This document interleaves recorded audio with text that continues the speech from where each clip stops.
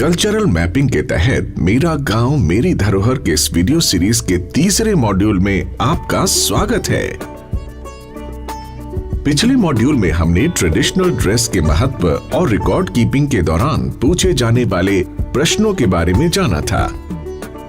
इस मॉड्यूल में हम कल्चरल मैपिंग में सहायक एक और महत्वपूर्ण पहलू ट्रेडिशनल ऑर्नामेंट्स यानी पारंपरिक आभूषणों की चर्चा करेंगे और समझेंगे कि मैपिंग में ये पहलू कैसे सहायक होता है। मैपिंग के दौरान आपको क्या समझना और पूछना है। जैसा कि हम जानते हैं कि सजने संवरने का शौकीन लगभग हर मनुष्य होता है, महिला हो या पुरुष। आदिकाल से ही उनमें अपने शरीर पर कपड़ों के साथ साथ अंग विशेष में गहने भी धारण करने की परंपरा रही है। कहीं शौकिया तो कई जगह ये गहने रीति रिवाजों के कारण धारण किए जाते हैं। समय के साथ इन गहनों को धारण करना उनकी संस्कृति में इतना महत्वपूर्ण हो गया है कि गहनों को धारण करना लगभग उनकी पहचान बन गया, यानी ये उनकी संस्कृति का अभिन्न अंग बन गया। उदाहरण के तौर पर अगर आप अपने ही घर में अपनी माँ के व्यक्तित्व को याद करेंगे तो आपको उनके शरीर पर उनके पारंपरिक वस्त्रों के साथ साथ कुछ गहनों की भी याद आएगी। इसके साथ साथ आपको किसी पूजा पाठ, विवाह या किसी विशेष अवसर पर उनके पारंपरिक गहनों के पहने जाने की भी याद आएगी। ये वही गहने हैं जो परंपरा के रूप में पीढ़ी दर पीढ़ी चलते आ रहे हैं। तो कल्चरल मैपिंग के दौरान आपको पारंपरिक गहनों से संबंधित कुछ ऐसे ही प्रश्न पूछकर उनकी रिकॉर्ड कीपिंग करनी है। जैसे प्रश्न 1, आपके गांव में सामान्य तौर पर कौन से आभूषण या गहने पहने जाते हैं? इस प्रश्न को अच्छे से समझाने के लिए आप महिलाओं द्वारा पैरों में पहने जाने वाली बिछिया, पाजेब, पैजन, कड़ा आदि का उदाहरण दे सकते हैं। साथ ही कमर में पहने जाने वाला करधन, करधनी, कमरबंद, तगड़ी, कमर पत्ता आदि का उदाहरण भी दिया जा सकता है।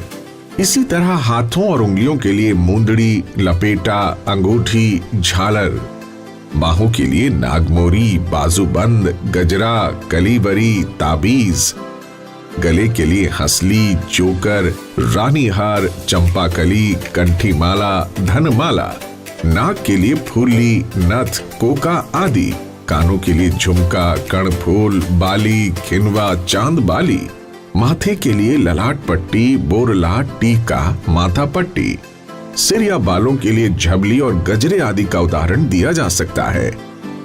प्रश्न 2, क्या आपके गांव में किसी खास अवसर से संबंधित कोई खास पारंपरिक आभूषण धारण किए जाते हैं?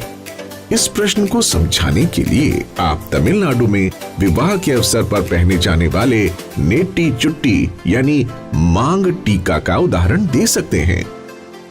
प्रश्न 3, क्या आपके गांव में कोई ऐसा भी आभूषण है जो पहले चलन में था लेकिन अब नहीं पाया जाता है?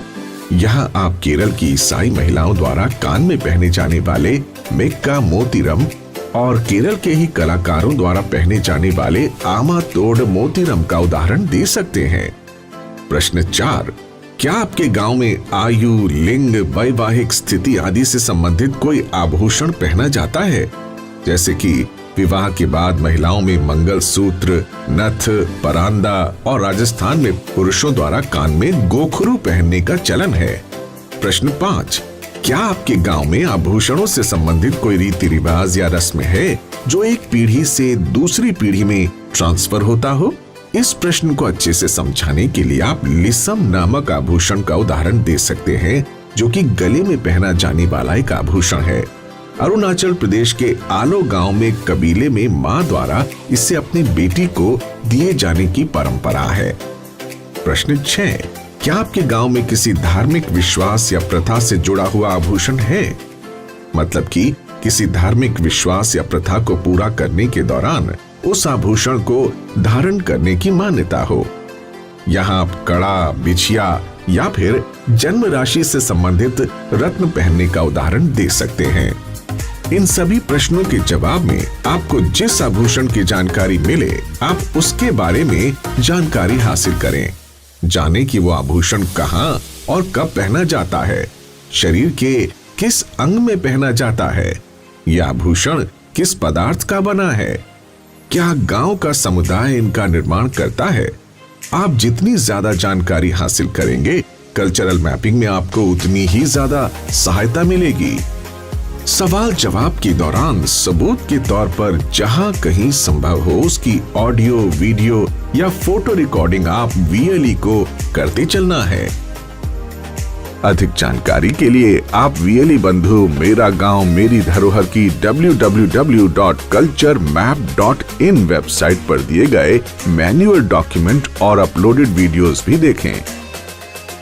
आप चाहें तो इस पोर्टल के टीम सेक्शन के तहत यहां दिए गए कॉन्टैक्ट से भी संपर्क कर सकते हैं।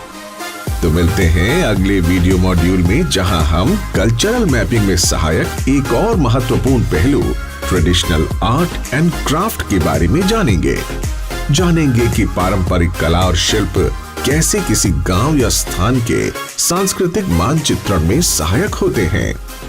तो मिलते हैं अगले मॉड्यूल में। धन्यवाद।